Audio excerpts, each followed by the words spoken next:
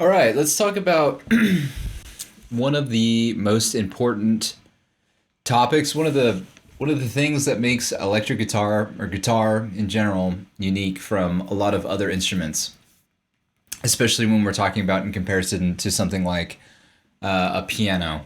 Um, and that is bending. So, what is the secret of bending? How do you get good at bending? What are some tips and tricks? I would say that something that really helped me, and I think I just stumbled into a lot of this stuff on accident. It was that I learned early on that, and I loved Zappa growing up. I still do. I learned that Zappa played eights, 8 gauge strings, and I had no concept of what heavy or light was at the time. I was 13 years old, and I figured, if Zappa liked it, I would like it too. That choice ended up being incredibly serendipitous for learning how to bend.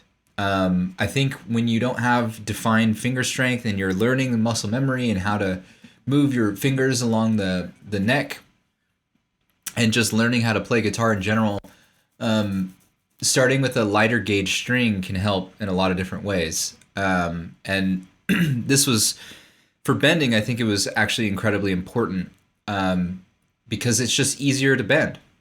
That's the simplest way to explain it. I think it's easier to bend, and so if you're struggling with bending, I would suggest start with a lighter gauge string and work your way up.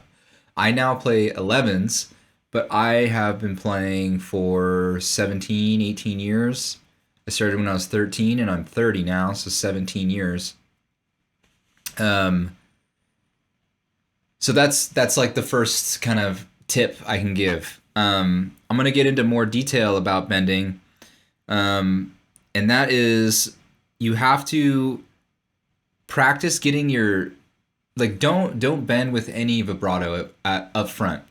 Bend just to get to a specified pitch, and usually I would suggest start with a whole tone bend. And a good guide, right, is to hear what note you got to bend up to and try to be able to, over and over and over and over again,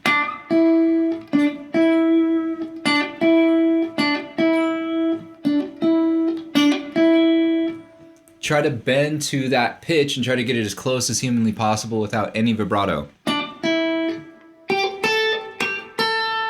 See, I was sharp there.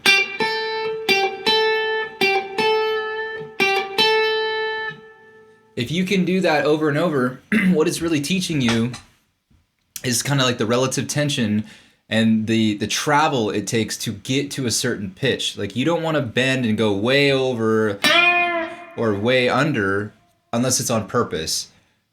You don't want to be doing that accidentally, and how you do that is by learning the tension and the travel it takes to get to the specified pitch.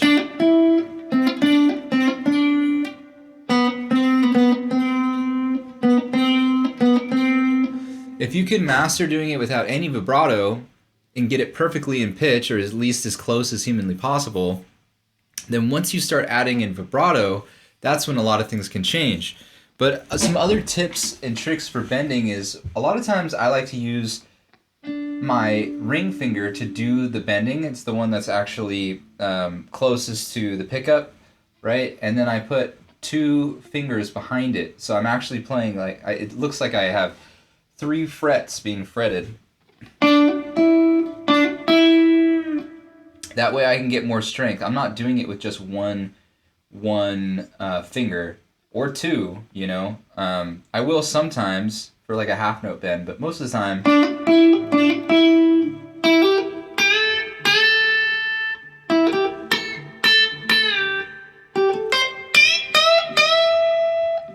I'm using 3 fingers to get that extra strength to help push the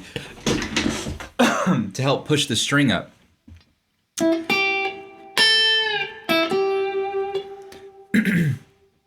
I would also suggest going from the pitch that you can start with a bend and kind of de-bend back down.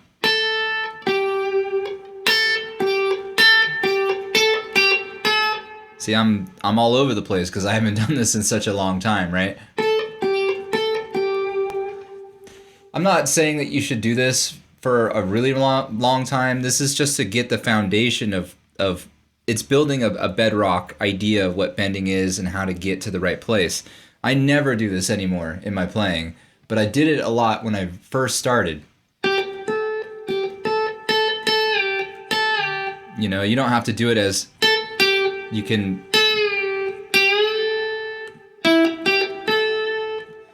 I've been talking about trying to keep it blocky, or, you know, going that whole tone pitch without having a sweep or a glide in the pitch, because that'll literally give you, like, this is the travel it takes to get to that note. But once you start getting a hang of that, you should start gliding in the notes.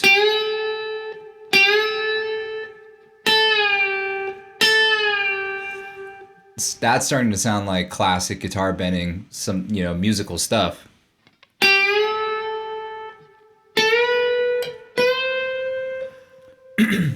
And the same exact principle applies for half note bends.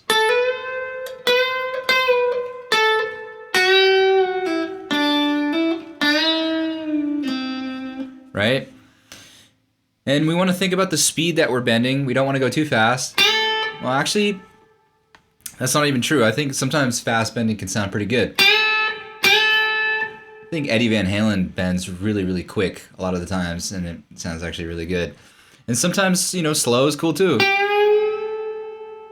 That's like David Gilmour almost.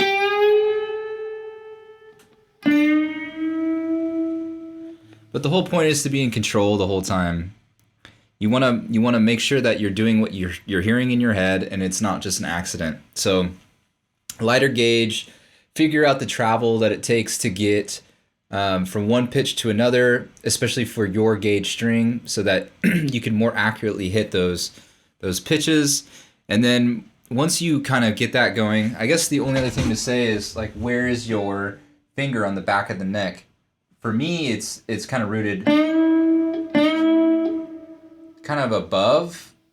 I don't think there is a right or correct placement, but if it doesn't feel comfortable for you, it should feel fairly comfortable and intuitive to. If it feels weird or it doesn't feel good, try shifting your hand position. I can't tell you what the best hand position is, but it shouldn't be painful and it shouldn't be awkward. You know, people are playing 3-4 hour gigs and they're bending all night, and it's not hurting them in any way. So just make sure that it's ergonomical for you. And then this probably could be like an entire video in itself, but once you can get a bend up to the right pitch, that's when vibrato comes into play.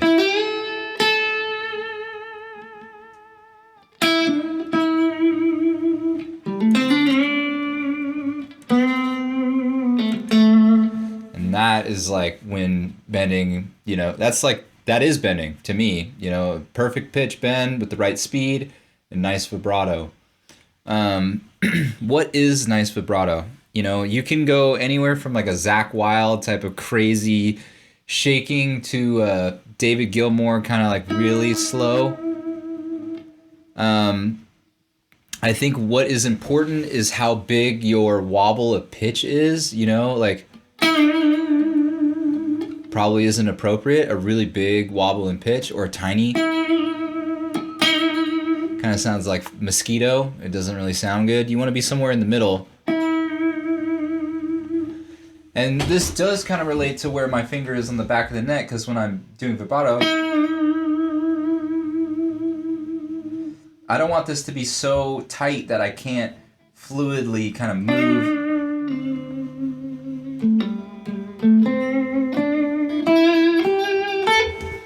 I'm being hyperbolic with my movements there, but I am showing you that like my thumb is kind of moving so that it allows the right kind of wrist movement to get the correct kind of oscillation that I want to the pitch. So I would probably listen to your favorite guitar players and try to emulate how they bend in terms of like their speed.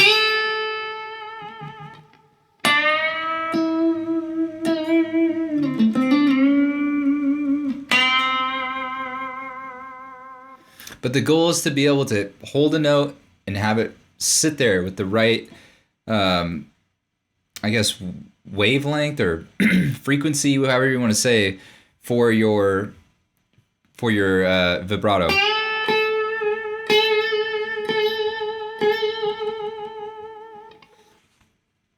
I mean, that's the main thing. Those are the main things for bending. It's just, there is no secret besides be diligent about your pitch, listen for the speed, trust your gut. If it doesn't feel good or sound good, it probably isn't. If it starts feeling like,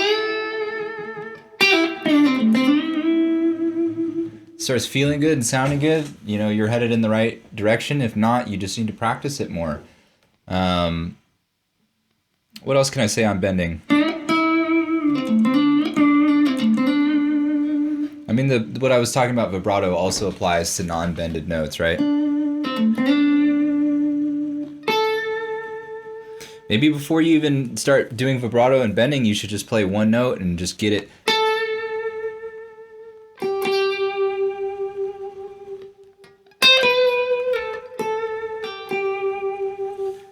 Good vibrato can really differentiate an okay guitar player from an amazing one.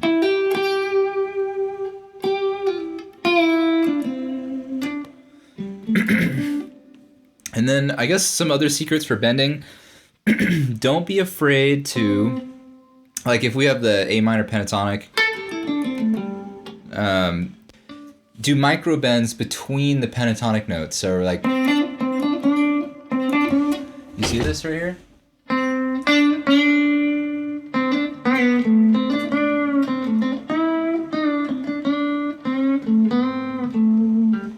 Now we're starting to get into like Jeff Beck territory.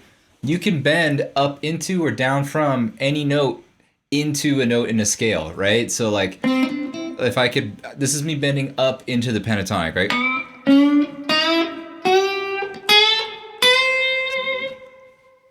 That's literally me going, but bending up into them. And once you can start flowing and putting bends all over the place, it starts to sound kind of like this, you know?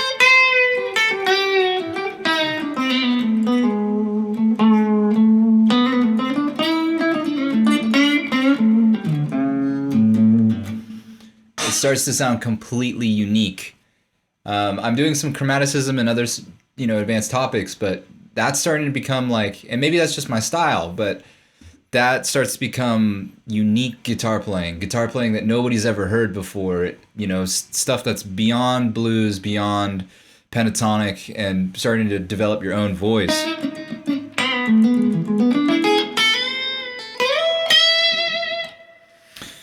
I guess there's one other bending technique that I'd like to talk about, and I want to give a big shout out to Al Anderson, the guitar player that played with, and he's still alive, that played with Bob Marley and the Wailers.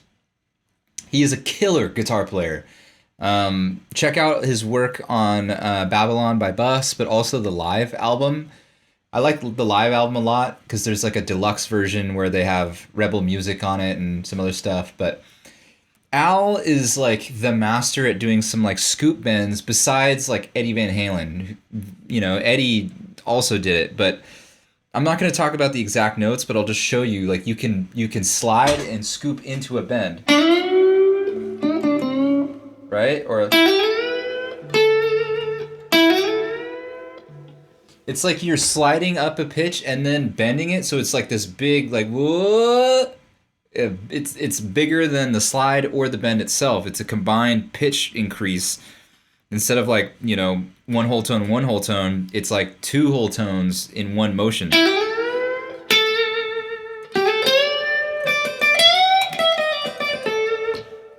Right? Those are the cool bends. Let me put on a little bit of, I think I just have some overdrive here.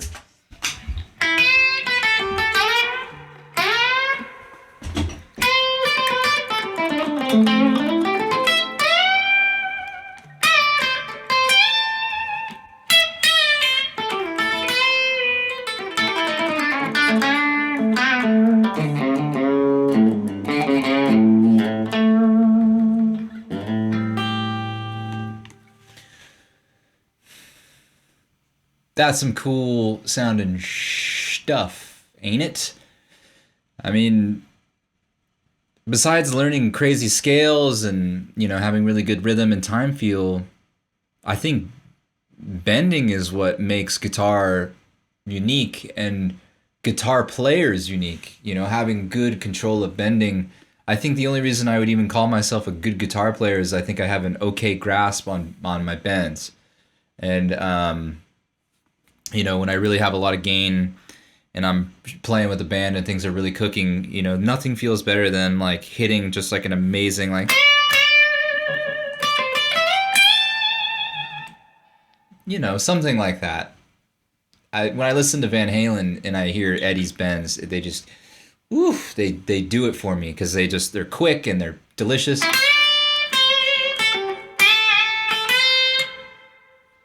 Think other good benders that I like, you know, the dudes from Thin Lizzy, those guys are killer. They're just playing pentatonic. I'm always trying to keep this more on the simple side for you guys.